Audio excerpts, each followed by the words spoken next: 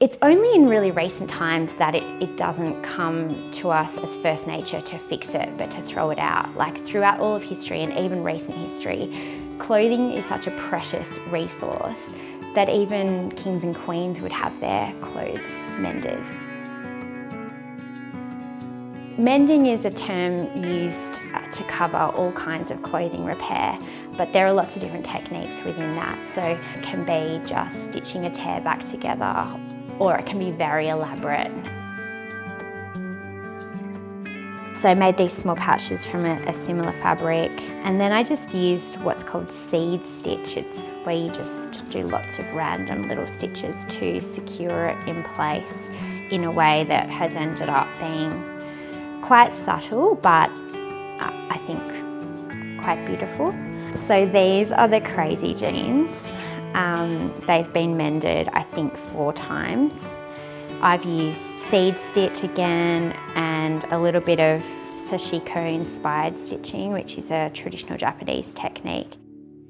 So the foundations of mending really are cotton thread, a needle, and some scrap fabric to use as a patch.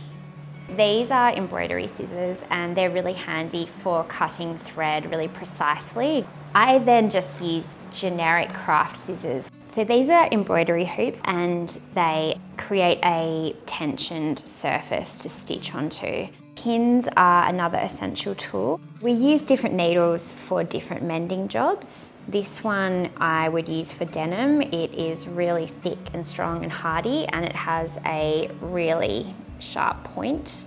For something finer, you would use more like a standard sewing needle.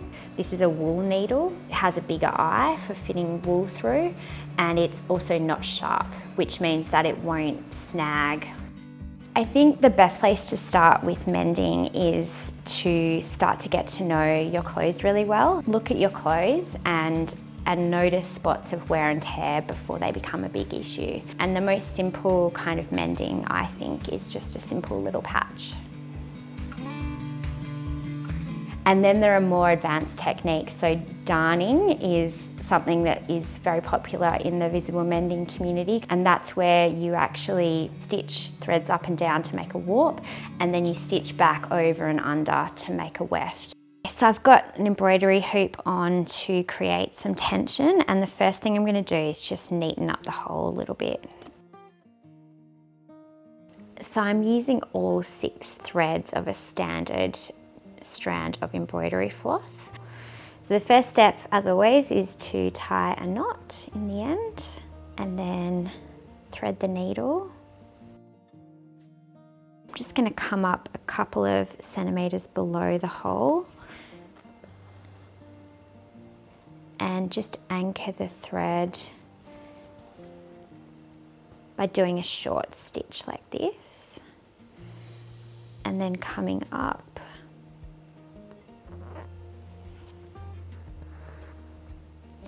and going all the way to the top of covering over this hole and this little hole that's starting here, and then anchoring the stitch again at that end with a little short stitch. And then you jump right next to that first stitch and you go back the other way. For me, mending is really quite a slow process.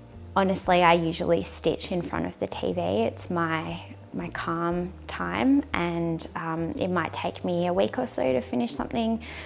It's not to say that mending can't be done quickly. A lot of people use sewing machines to mend and it is quicker, but for me, slowly stitching is a part of what I love about it. Trim it off there. So I might change to a white thread.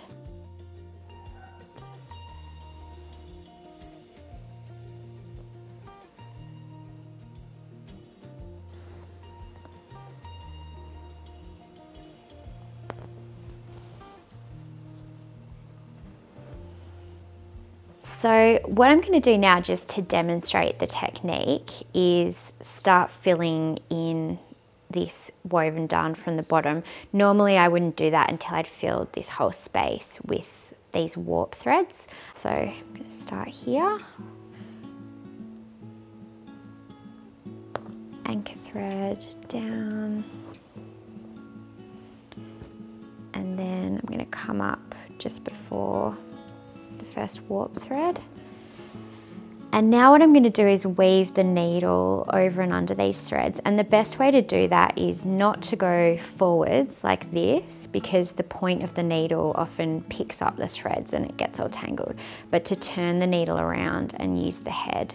So I'm going to go over and under, over, under, and just go all the way along.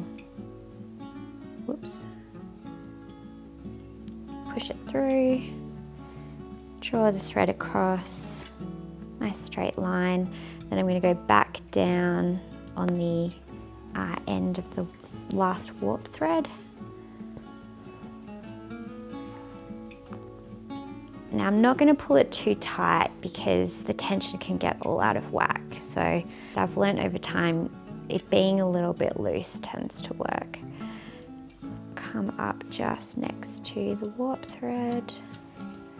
And this time we're going to do the opposite. So this one's gone over, so I'm going to start with under, over, under, and you're just weaving it all the way along,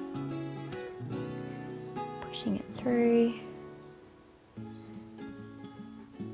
What we're actually doing here is the very foundations of cloth. So these jeans are a woven fabric, and the way that they're made is exactly what we're doing right now. So warp threads are set up on a loom, and then the weaver will be weaving the thread over and under. So this simple little darning technique, it's actually the entire foundation of cloth. And just a reminder that this would normally be over here. But you can already start to see, particularly where the blue and the white threads are interacting, that woven pattern.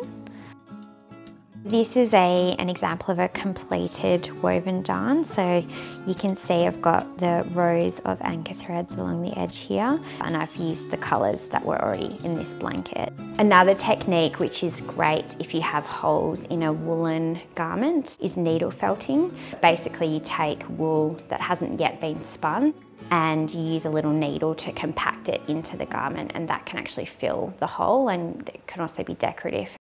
I think a lot of people think mending is harder than it is. I think it really can be very simple and very satisfying. Just a needle, a thread, and a little piece of scrap fabric, you can save something from going into the bin. And I think that's the biggest myth, is that you need to learn how to use a sewing machine or learn all of these techniques, and it may lead to that, but it doesn't have to. It can be very, very simple.